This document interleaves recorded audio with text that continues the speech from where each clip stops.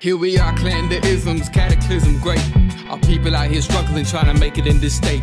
Everybody out here doing it, but we the ones who late. Now family, we the ones who gotta delegate. Get that money in the power, never be fake. Stick to cosign for 3. What did he say? Create jobs, support our own. Educate the same and buy back your home. Got 3 degrees, triple 10. 3 PhDs, now we on the CNN. DBTV, let's talk about negligence. Ignorance is bliss, but we can turn it to intelligence. Believe none of what you hear, half of what you see. Let's break it down here on Dr. Boyce TV. Here we are. Hey, what's going on, guys? I hope you guys are having a good day. My name is Dr. Boyce Watkins, and welcome to the Black Financial Channel. If you want to learn about financial news and commentary from a black perspective, come hang out with us at theblackfinancialchannel.com. This is where we talk about all kinds of financial topics in a black way.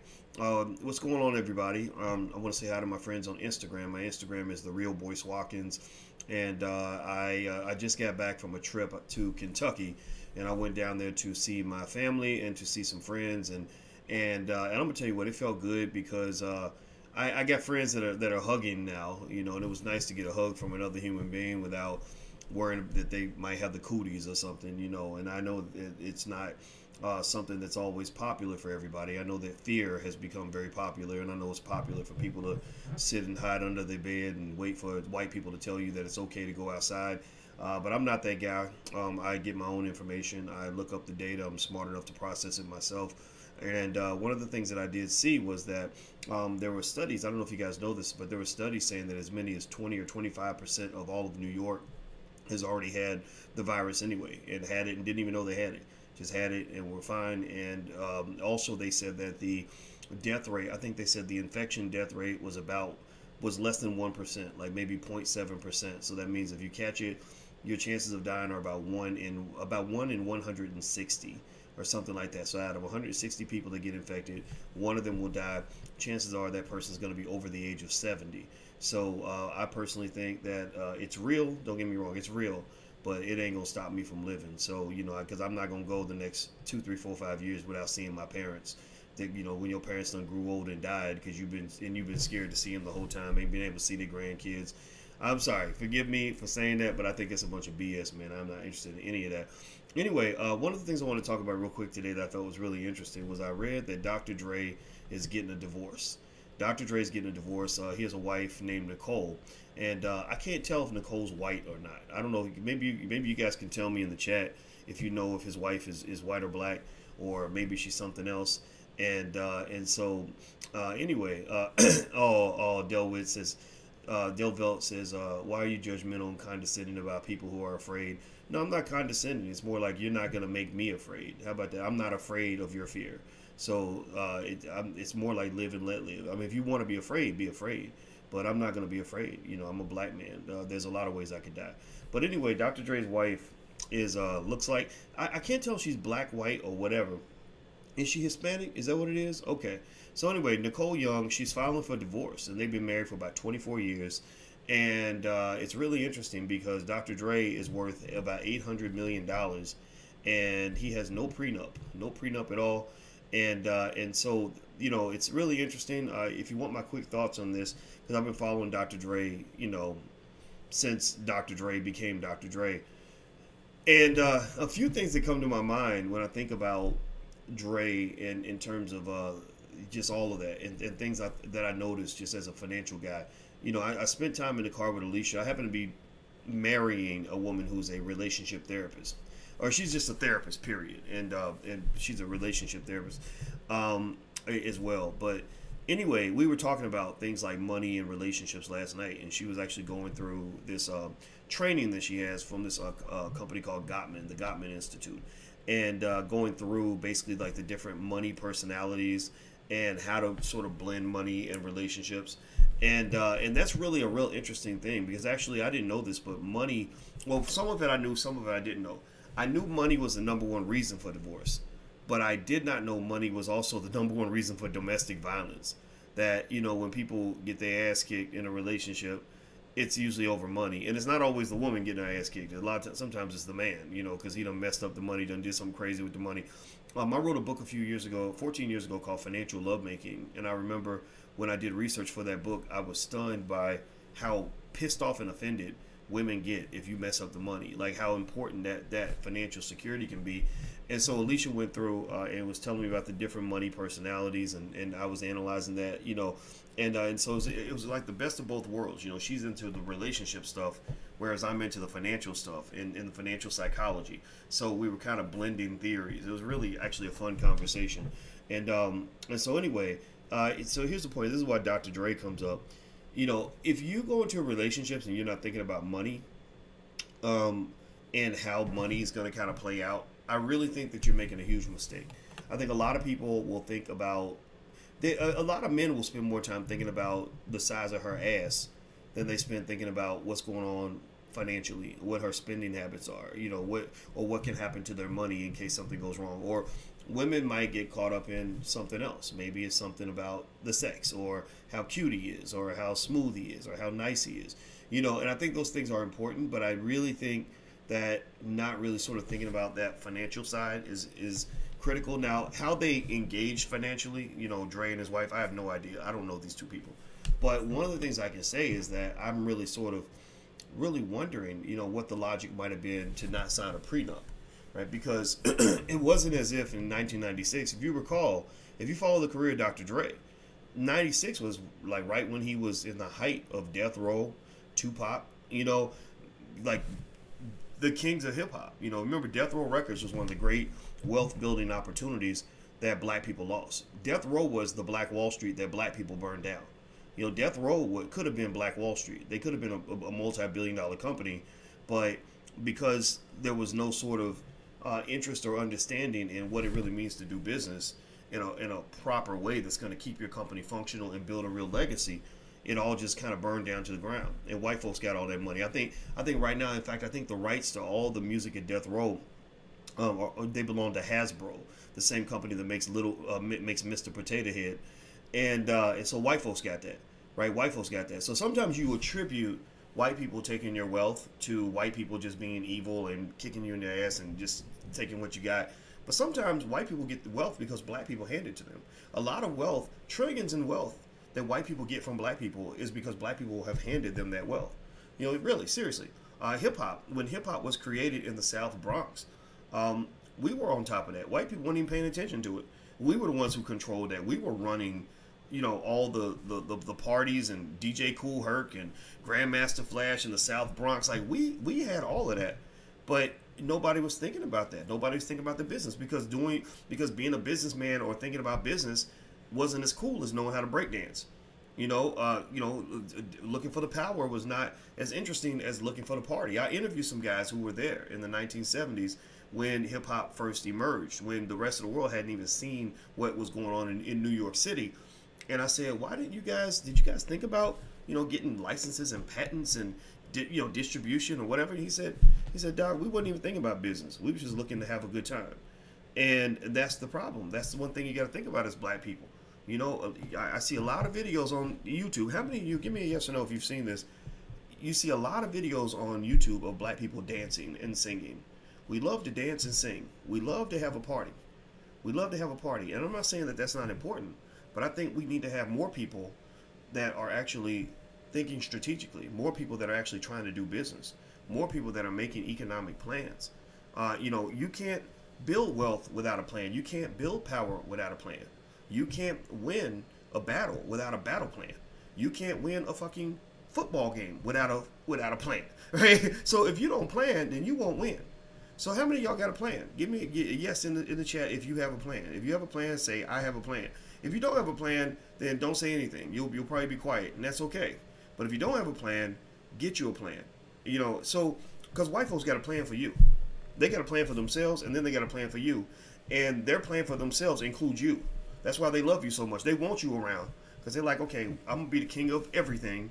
And black people are part of my plan. They're part of my master plan because in order for me to control the chessboard, I must move around the chess pieces. So you are a chess piece on his board. Seriously. So if you don't have a plan for yourself, he will have a plan for you. If you do not have a plan for your son, their plan for your son is prison or death or working for a white man for the rest of his life. Right? They have a plan for you. So anyway, moving on. hit the thumbs up button, by the way. If you haven't hit the thumbs up button, please hit the thumbs up button. Now, somebody asked me, do I have a prenup with Alicia? Yes, we do. And the funny thing is that when you get grown, you don't really care. You know, you don't get caught up in this silly stuff like, oh, if we get a prenup, that means you don't love me. Oh, if we get a prenup, that means that this isn't a real relationship. That means you're planning for a divorce.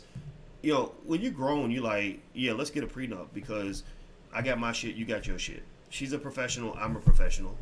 You know, I'm gonna just tell you this too. For anybody, if you ever get some stuff, some like money, wealth, or whatever, you're usually better off aligning yourself with somebody that's got a little something that they're trying to protect, because they're less likely to prey on you, because they're too busy trying to keep you from preying on them. Like they're too busy trying to avoid you attacking them for them to spend any time trying to attack you, right? But if you get with somebody that ain't got nothing going on and you are their key to wealth, like you are their wealth plan, then don't think that you're going to be able to easily get out of that relationship. Like getting out of that relationship will be like trying to escape from Alcatraz. And believe me, they will come after you. They will chase you down like an angry baby's mama who shows up to the club in bunny slippers mad because you didn't pay the child support. Like they will chase you. And I'm not talking about just women. I'm talking about men too. I've seen men chase down women for money. Like go look at the divorces of Jill Scott and Sherry Shepherd and a couple others. Mary J. Blige, I think she had a like people. That's just what it is, right? So basically, here's the deal with Dr. Dre. What I don't understand is I don't understand not having a prenup. Prenups are not some sort of prediction that your marriage is not going to last. Prenups are just a type of insurance to ensure that if things don't work out, you have an orderly parting of ways. You have an orderly departure.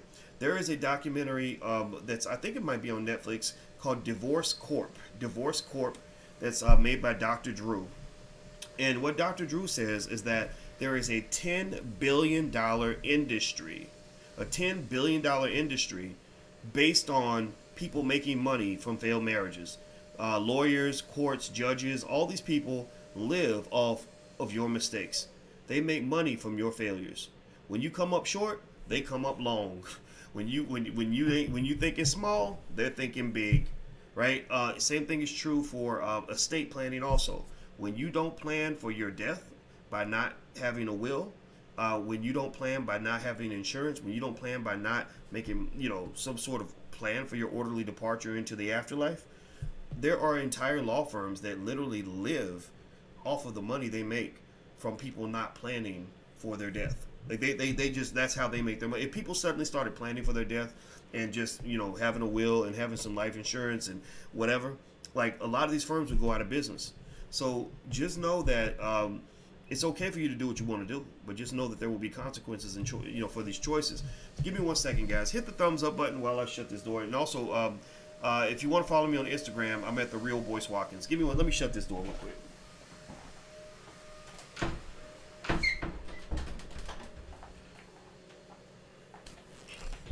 All right, I'm back, guys. I had a little noise in the background. So with Dr. Dre, I wish him the best. He's gonna definitely take it to the cleaners. And I think also what's interesting too is I remember my one little bone to pick with Dr. Dre was when he gave all that money to USC. I don't know if you guys remember that, but he gave a ton of money to USC, and I was actually very disappointed in that because USC does not like black people. As an institution, USC does not like black people. They tend to only admit black male students, especially when they're 6'8", 240 pounds, or they can dunk a basketball. They have harassed their black students. They don't need the money. Their endowment is bigger than all the endowments of every HBCU in America combined. And you did not become Dr. Dre because the people at USC helped you out. They never would have helped you out. They never would have done anything for you. You made your money because of Compton. You made your money not because white people helped you out. You made your money from black people. White people didn't want anything to do with you until you became famous and rich, and then suddenly the rules changed for you because they can make money from you. So I was very disappointed in that. I felt that that not just Dre but a lot of celebrities are not doing what I think they could do in terms of really connecting from an investment standpoint with the black community. Not on no charity type thing, but just on an investment type thing. But beyond that, though, I think that this divorce is going to be really costly for him, and how he feels about it, maybe he doesn't care. One of the interesting things about Dre too is I remember hearing a story about how Suge Knight, you know, and that poor guy, he blew a lot of opportunities. Suge Knight did. Suge Knight, you know, was kind of a bully, kind of a gangster. You know, he wants to keep it gangster, keep it real, and all that. And so he goes over to Dr. Dre's house with a gun, apparently, and his boys, and takes Dre's masters. Right, he takes all the masters, and Dre just kind of did the wise thing, I thought, which was to just let it go. Like, he wasn't gonna get into no crazy stuff with Suge Knight and where people getting shot and all that. And his plan was to just let it all go, let go of the money, and just go rebuild. And he did. He rebuilt with Aftermath. He rebuilt Beats by Dre, all of that, and he did fine. But it makes me wonder what Dre's position is on money. Maybe he's a person where money really isn't that important to him. You know, but the thing is, even if money's not important to you, money is still important, right? Just because money's not important to you, that does not mean money's not important. And also, just speaking of Beats by Dre headphones, I got invited to the Air Jordan party. I went to a Jordan party during All-Star Weekend, and I sat down to eat some food, and I happened to sit next to a white guy, and you could tell he had accomplished something special because he's had this confidence about him. Like, I know I'm the shit. I know that I'm special. And I just started talking to him, and I don't tell anybody what I do. I'd rather not even get into that. So I just asked him. I said, "So what do you do?" And he said that he said, "I was one of the creators of the Beats by Dre headphones." And I said, "You know what?" I said, "I have to give you guys credit. You guys did an amazing job with your branding." And what I did not say to him, though, and he said thank you and all that, and we had a little chat or whatever.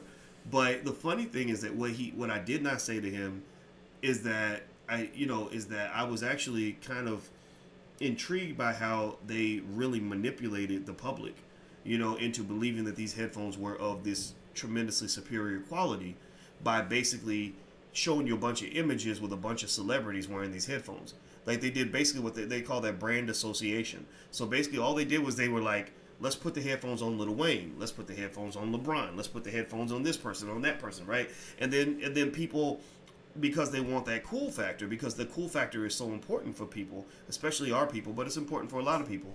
A lot of people just assume Beats by Dre headphones were of superior quality, right? And they could have done that with almost anything. And so I'm not gonna say Beats by Dre are trash. Somebody says I've tried them, but I don't remember enough to know. I know I don't buy them. I don't feel like the price is worth it, and it's not my type of thing.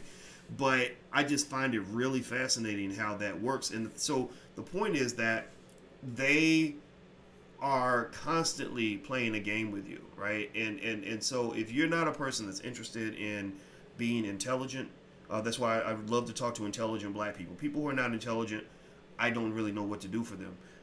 If you're not being intelligent, if you're not woke, kind of looking around being financially woke and woke in every single way of your life, then people will use you. People will fool you. People will manipulate you. So that's my 2 cents on it. I'm going to get on out of here. I'll be on the Black Financial Channel later. This video will appear on theblackfinancialchannel.com. So make sure you subscribe. This is where there's no other place like it. We cover financial topics every day from a black perspective. And later on today, I'm going to do a breakdown of what's going on in the stock market. Yesterday was another good day in the stock market, and so there'll be and I think today's actually going to be a solid day too. So take care, guys. Have a good day. Do me a favor, hit the thumbs up button, share, and subscribe. Follow me on Instagram at @TheRealBoyce Watkins, or you can also follow the Black Financial Channel on Instagram. Last but not least, if you want to learn about stock options and how stock options work and how they can help your portfolio, I am doing another masterclass on July 8th. It starts July 8th, so you can go to drboycemasterclass.com. That's drboycemasterclass.com. So I'm out of here, guys. Have a good day. See you soon. Peace.